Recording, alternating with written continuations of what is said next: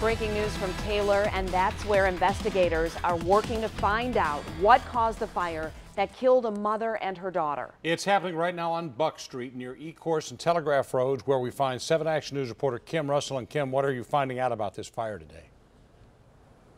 I spoke to neighbors who are absolutely heartbroken. They say these two women were older and frail, and they just could not get out of this house when a fire started extremely quickly. One moment neighbors were out here and they saw nothing unusual.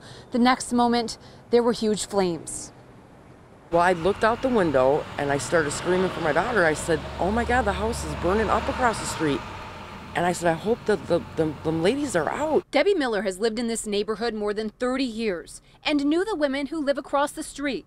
She says they are a mother and a daughter. She rushed outside and saw one of them pulled from the house fire. First responders tried to give her CPR, but she could not be saved. They pulled her out the door and they were trying to do CPR in the front yard, and you could just tell that it wasn't going to work.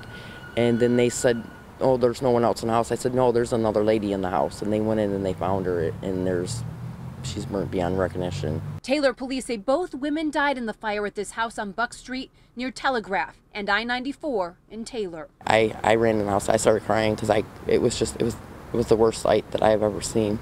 It was bad. It was bad. Some neighbors tell me they heard what sounded like an explosion, so loud that it was heard around the block. But investigators here working to find out what caused this fire say so far they haven't seen any sign of an explosion.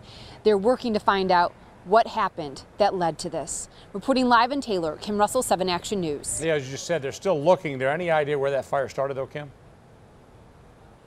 They do believe that the fire started in the living room of this house. They're working to figure out exactly, though, how it started in that living room. That's the big question everyone has tonight. Back to you. Kim Russell, thank you for the live report. We'll keep an eye on this story. Thanks.